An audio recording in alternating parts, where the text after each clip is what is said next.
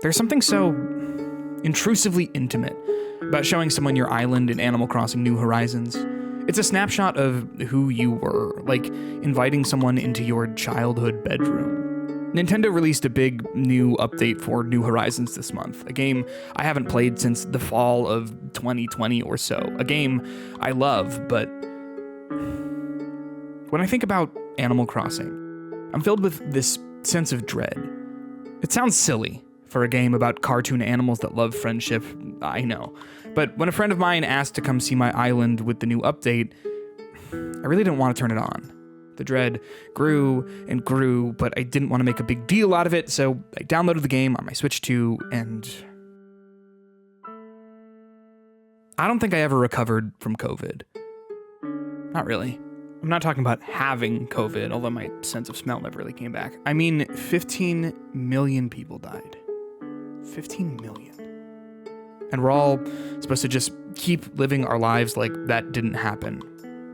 I think something changed for me that I've never quite been able to articulate. There's this feeling of panic that sits on the back burner of the stove inside my mind at a low boil. I feel like I'm pretending to be me, as I've spent years and years trying to comprehend, make sense of the scale of tragedy and how it pushes its invisible hand down on our backs. I turned on Animal Crossing New Horizons for the first time in over half a decade. My little guy comes out of the house I built and he fixes his hair. I'm sitting in silence. I take a breath and on my back, I feel the hand. This is going to hurt, isn't it?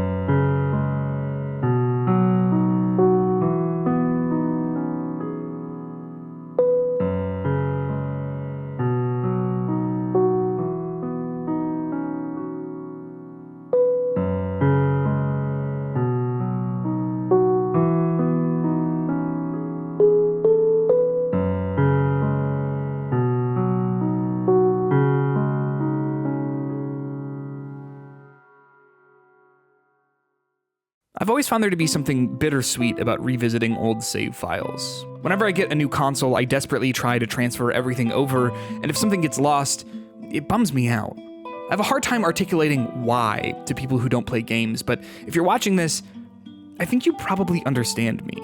I am, most likely, not ever going to revisit my save from my, Xbox 360 copy of Borderlands 2. But getting rid of it almost feels like getting rid of an old journal. Like there was a part of me saved inside that file, and if I get rid of it, so too am I getting rid of the version of me that played that game, that lived that portion of my life. In returning to Animal Crossing, the game that defined the most peculiar time of my entire life, my time waiting for the world to end, I am also returning to that version of me, to those anxieties. Animal Crossing New Horizons is Sense Memory, the video game, the emotions and smells, and I can feel the blanket on my bed in my old childhood bedroom. When COVID hit, I was a senior in college, so I moved back into my parents' house, back into my childhood room, and played Animal Crossing New Horizons for hours every single night. Despite the isolation of that specific moment in time, talking about the isolation is a different experience entirely. I felt like I was on my own, yes, but if you talk to anyone about New Horizons, they likely have the same story. You, watching this, might have that story or something similar to it. It's hard to feel alone in that when you're talking about a game that has sold over 48 million copies, a game that is one of the most definitional video games of the decade given its relevance for when it came out. Animal Crossing New Horizons pitches itself as a relaxing island getaway that launched at the exact moment escapism was at its most essential. I mean this genuinely when I say that New Horizons might be one of the most important games of all time. Part of what makes Animal Crossing New Horizons so good is that it's a canvas. The game lets you customize your island however you want, but it's not the customization that makes it such an incredible tool for expression. It's the fact that there is no utility in setting anything up. I made this giant wrestling ring next to Town Hall, but you can't do anything with it. You can sit on the chairs or lay on the mat inside the ring, but no one has ever wrestled on it. No coffee or tea is actually served in the cafe I made next to the museum.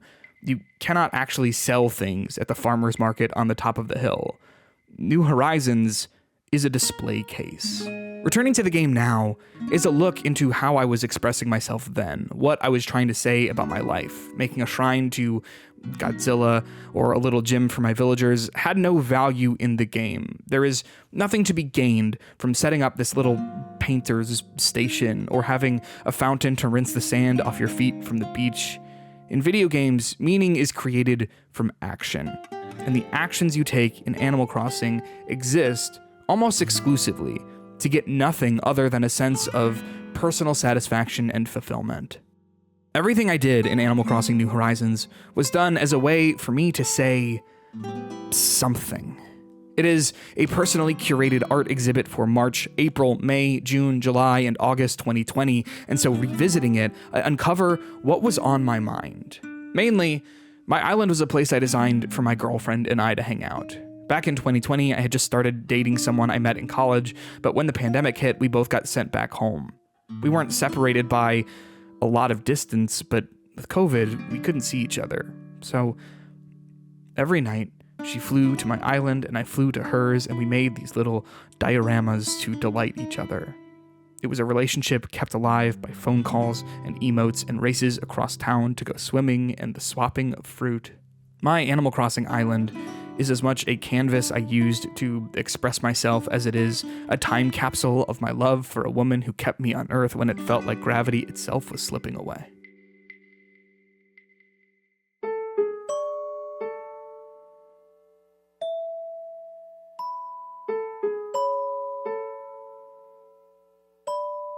In returning to New Horizons, I felt so much dread.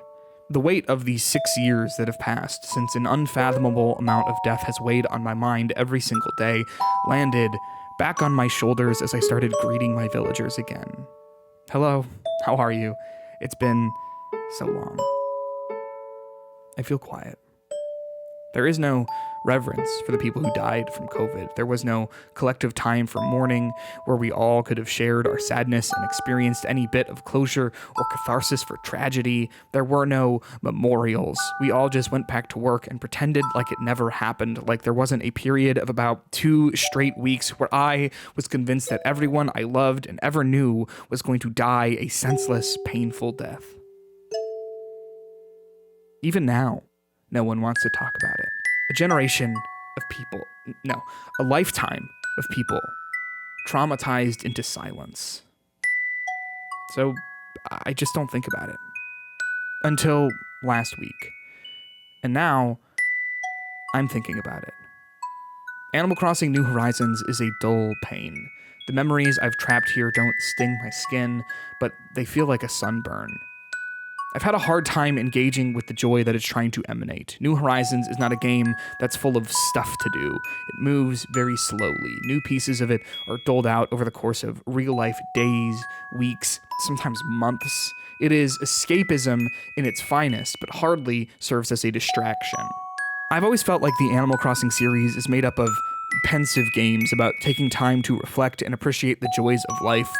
The slow pacing emphasizes the details of the world. You're meant to soak it all in, memorize every single detail, take a second to throw down a chair and listen to the wind, or the waves, or to Bubblegum KK, the best song in the entire game. But now, New Horizons has me thinking about different things.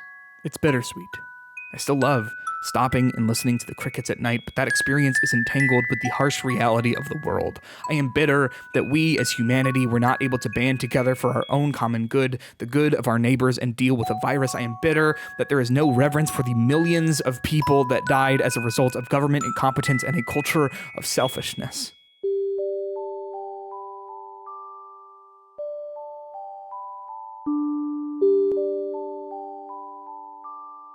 This is Jim Mizener.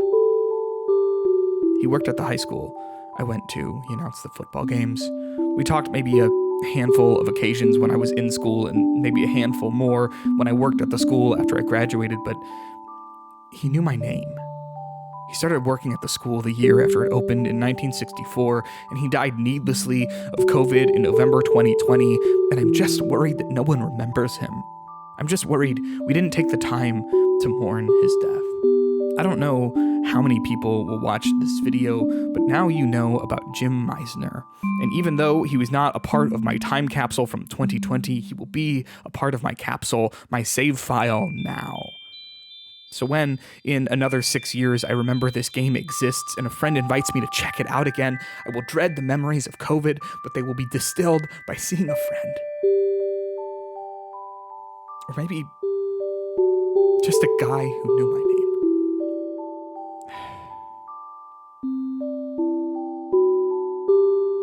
It doesn't feel like it was that long ago that this game came out, but exploring this island I created, I see a version of myself that I am no longer.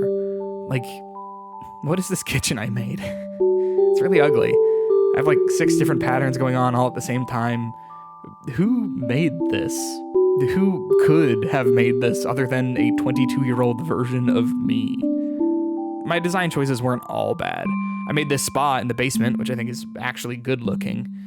Is this the room I would have made for myself now? No, of course not. But it's the room I made then. And a part of me doesn't want to change it. As much as this island is a vault for grief of a world perpetually stuck in between mourning and incalculable loss and the foolish instinct to try and push through trauma for the sake of forward momentum, it's also something more. It's a shrine to a life I used to live that has since been forgotten, but is sort of sweet to remember. I don't want to change anything. I don't want to lose the small piece of who I was contained here. I want to memorize myself entirely.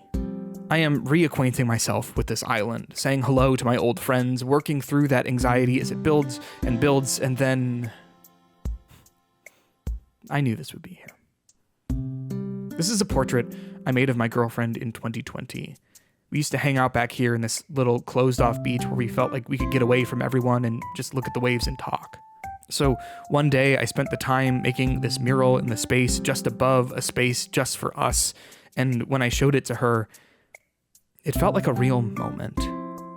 Like the distance between us was irrelevant, an inconsequential detail.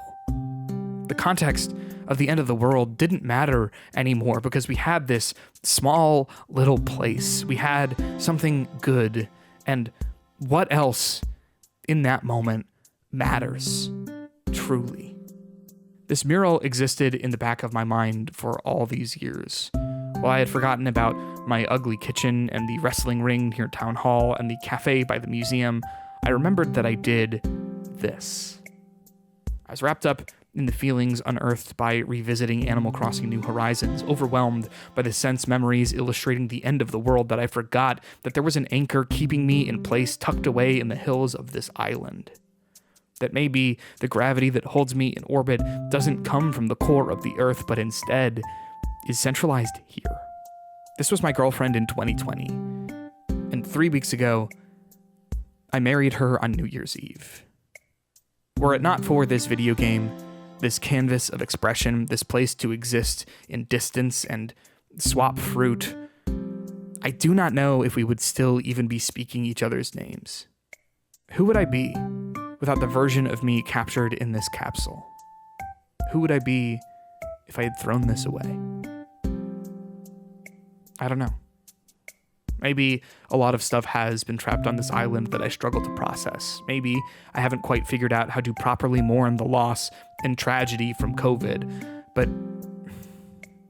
maybe that's not all that's been held here.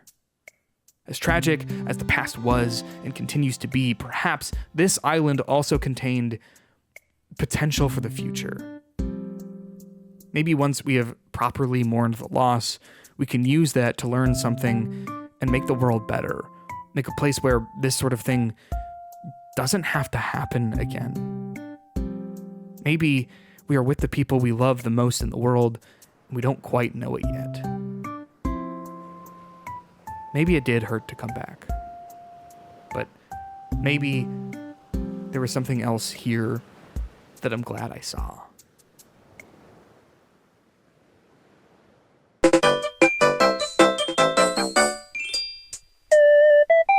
My relationship with the pain I associate with Animal Crossing New Horizons is obviously complicated. I feel like it serves as a reminder that just because something is good doesn't mean it can't also be a little painful. I was thinking about that when I was watching Cuphead is Painful, the latest episode of Masterful Mimicry, a Nebula exclusive streaming series by friend of the channel, KingK. Masterful Mimicry explores the development of some of the most popular games of all time, and the new Cuphead episode takes a look at how the game reflects the pain caused by the animation industry. If you're interested in checking out Masterful Mimicry, the only place you'll be able to find it is on Nebula, the sponsor of this video. Nebula is a streaming service packed to the brim with thoughtful, fascinating content from creators you've likely been watching for years. You can find exclusive ad-free videos from creators like KingK, Rasputin, Jacob Geller, Game Maker's Toolkit, and People Make Games, who recently put out a video about the current Xbox boycott and the BDS movement, which I am participating in, and I encourage you to watch the video and join the boycott too.